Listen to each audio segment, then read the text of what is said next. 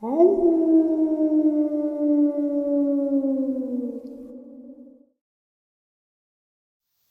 greetings and salutations, everyone. I hope everyone is still doing well, and welcome to, depending on wherever you may live or however you choose to read your clock, this early morning or middle of the night bonus upload.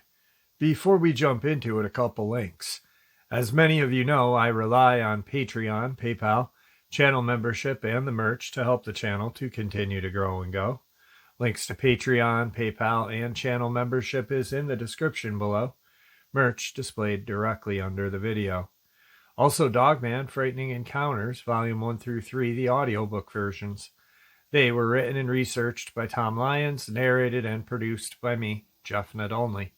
Those audiobooks are available on Audible, Amazon, and iTunes, links to which are also in the description as well. And finally, last but definitely not least, if you'd really like to help support the channel to continue to grow and go, simply subscribe. It does not cost a cent.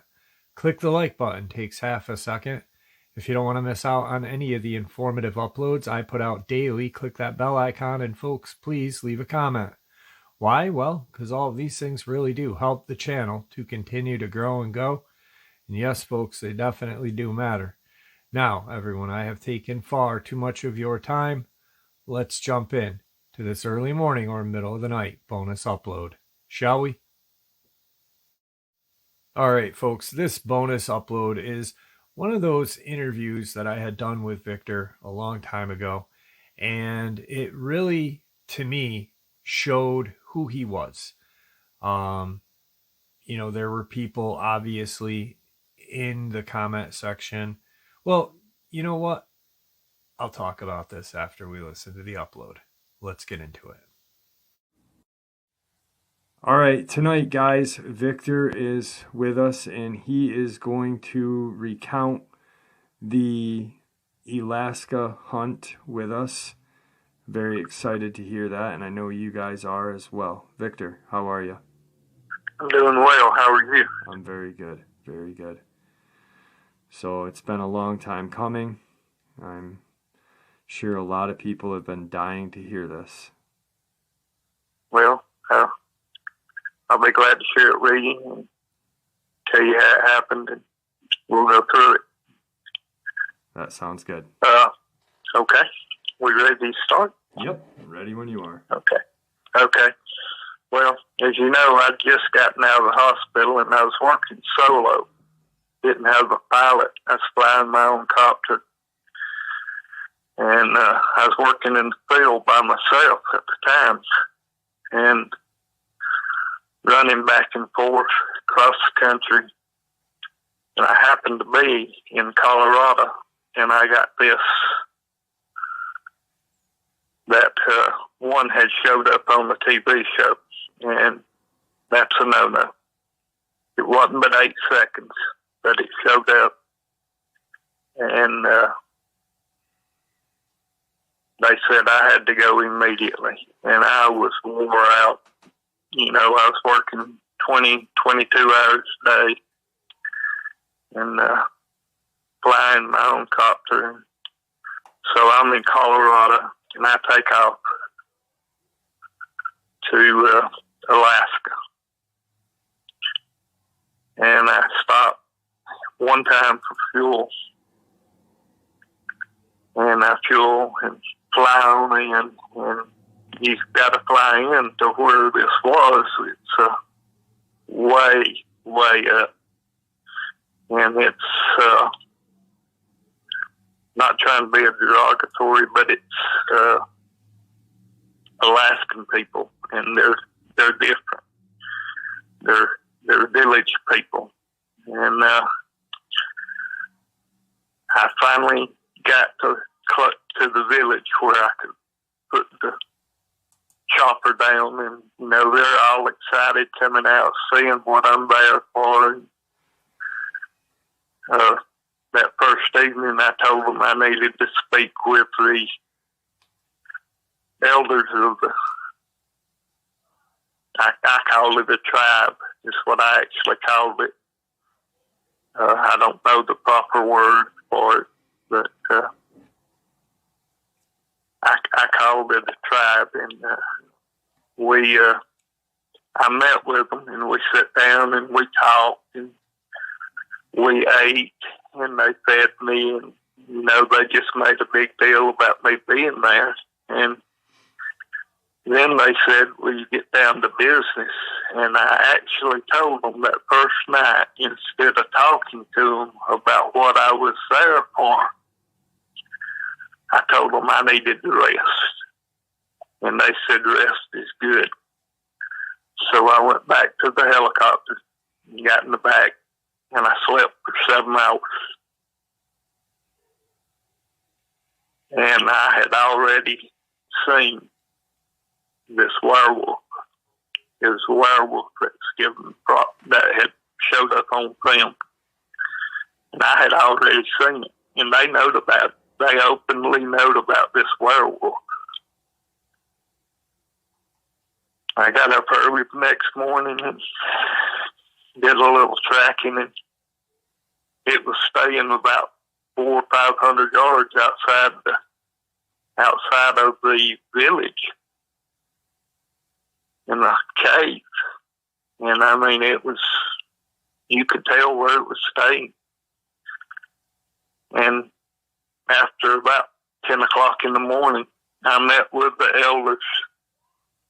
And it was me and 7 elders in this little hut. And they wanted to know my business. And, we had an interpreter in there. There was a man in the village that spoke good English and could interpret. And when I told him what I was there for, he had this dumbfounded look on his face. And he said, "You want me to tell them this?" And I said, "Yes." And he turned and he told them, and the little hut just went quiet. And they just immediately said no.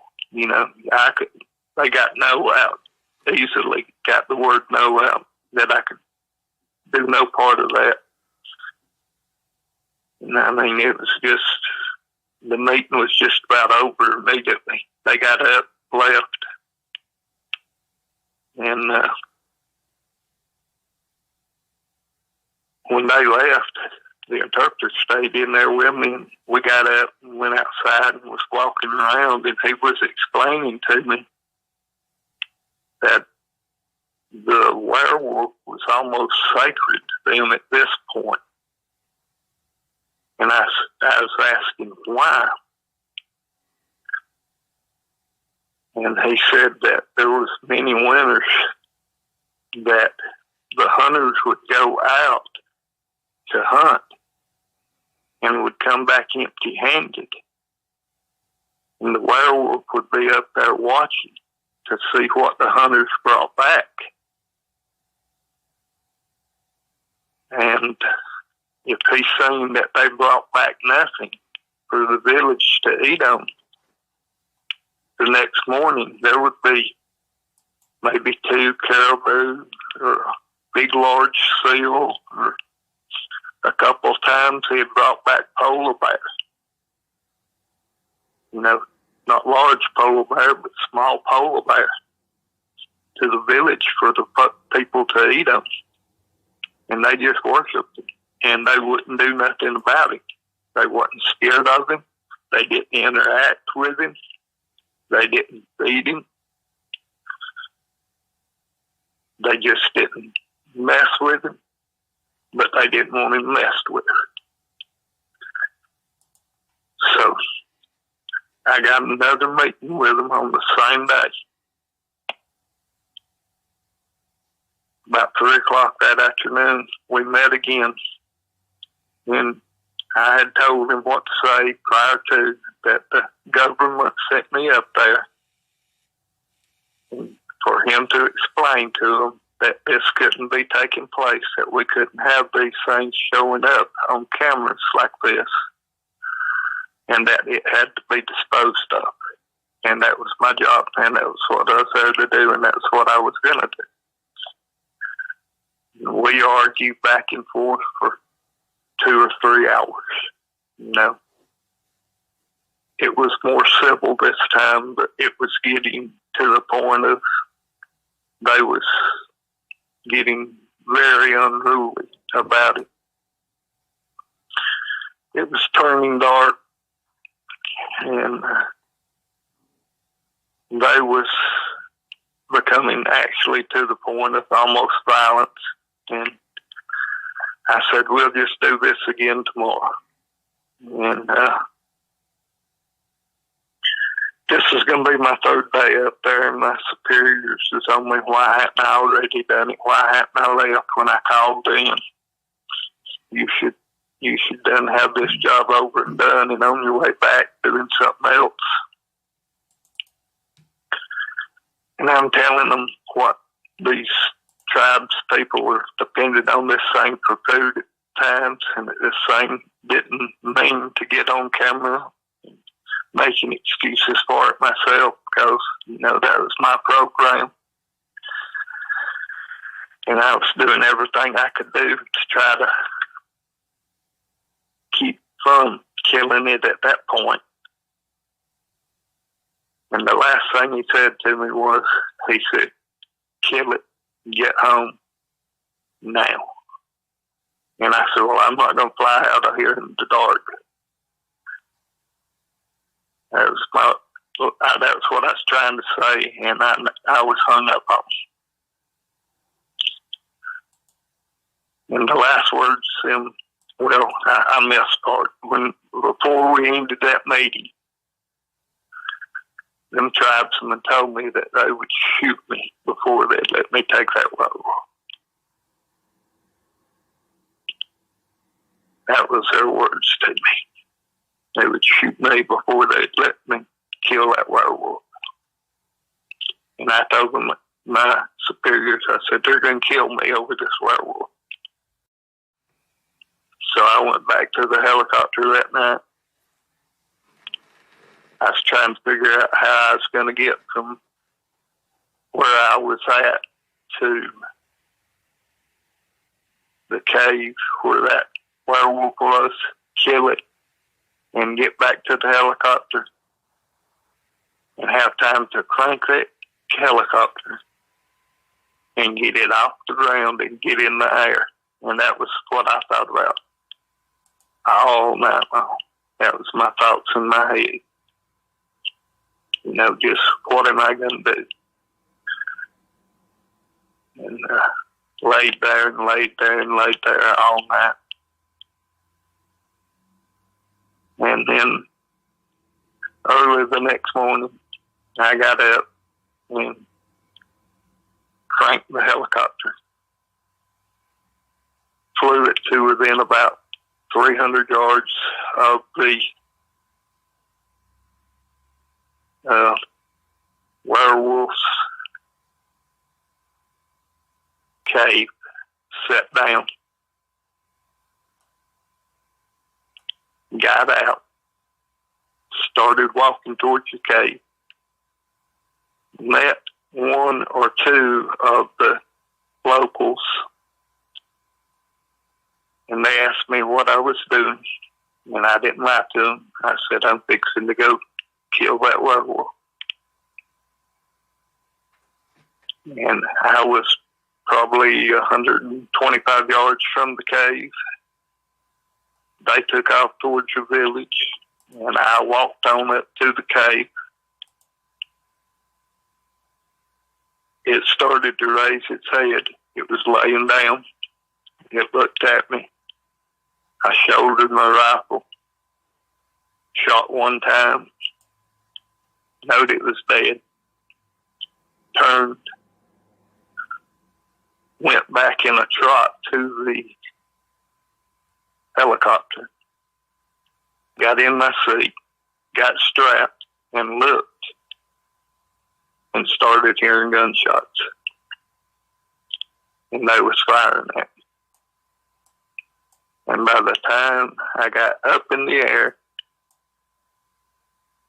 and got out of range and got flown back to my first fuel stop, which they didn't hit a fuel tank or anything, thank goodness. We got sat down, and we counted up the holes. There was 54 holes in my helicopter. And that was my Alaskan hunt. And it was a werewolf that didn't deserve to die. It was caught on the 8-minute clip of film. And it was probably trying to get out of the way of the camera then when it was caught. So that was the one that I know between you and I that you had a very hard time with your... Still have a hard time. Yeah, because it's... You there's certain missions that you have gone on that you can validate the hunt, you know? Yes. And that one was... Most of them I can validate 99.5% of my hunts. That one I can't. Right. But I've always followed orders. And that was one. I could have lied, but that's not me. Yeah, because more than likely it would have came and bit you in the ass if you had lied. I mean... Yeah, chances are. Chances are.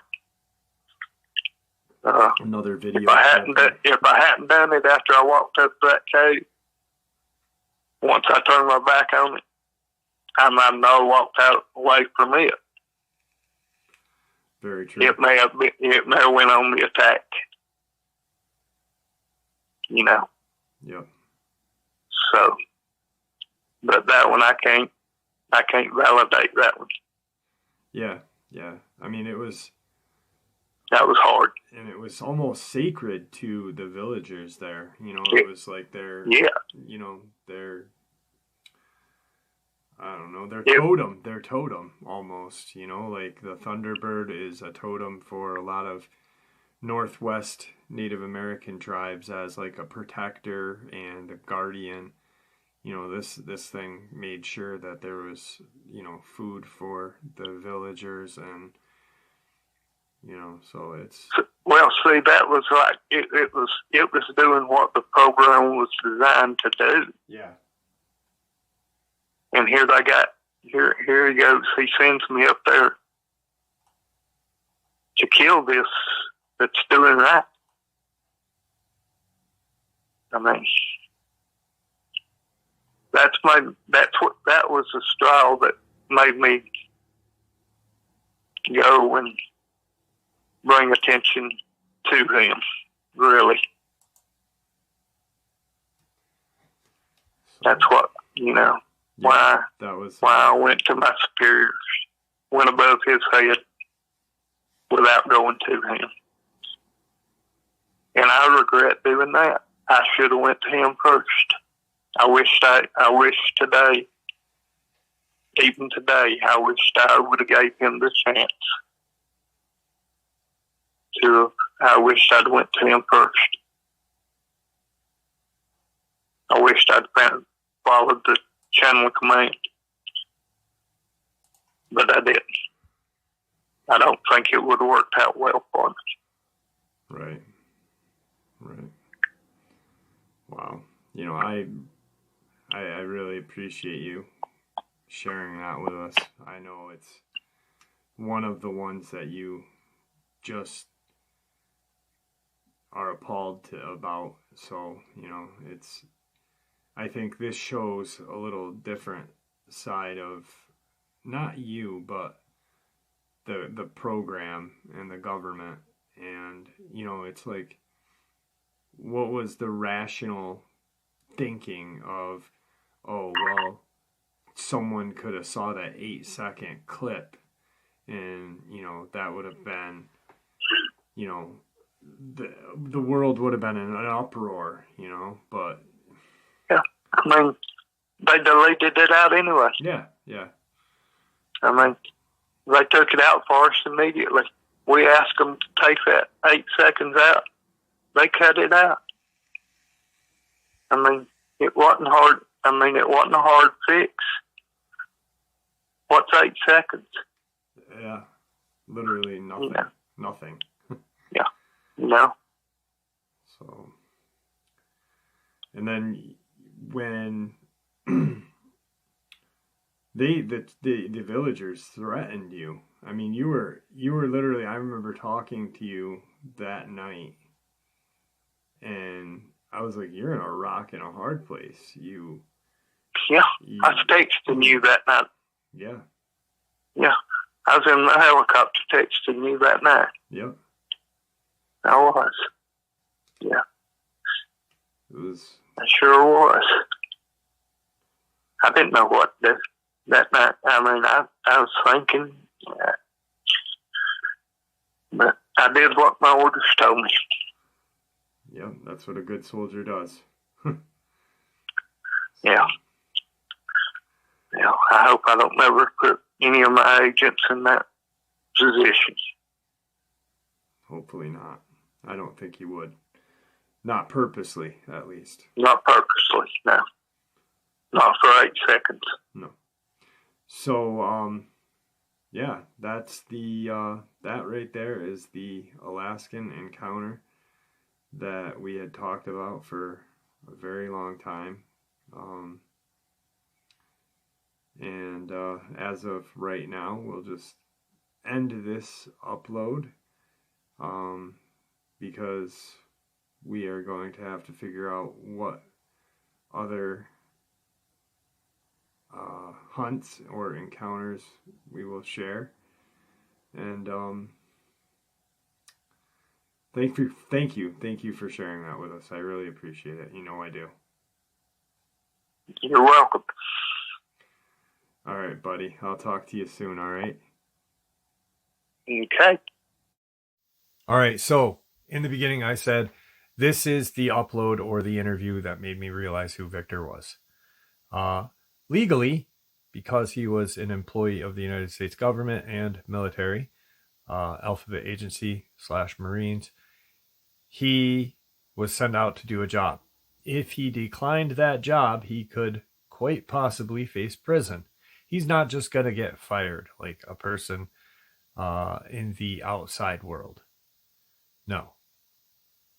He would probably be arrested, stand for a trial, be sent to prison, and his life ruined. Or he could have done the hunt and taken it out. So, anyway, with that, I'd like to thank you all for supporting the channel. It is your support, after all, that keeps the channel growing and going, and what gives folks like us a place and a chance to share our experiences and theories judgment-free, just simply treated with the respect we all deserve.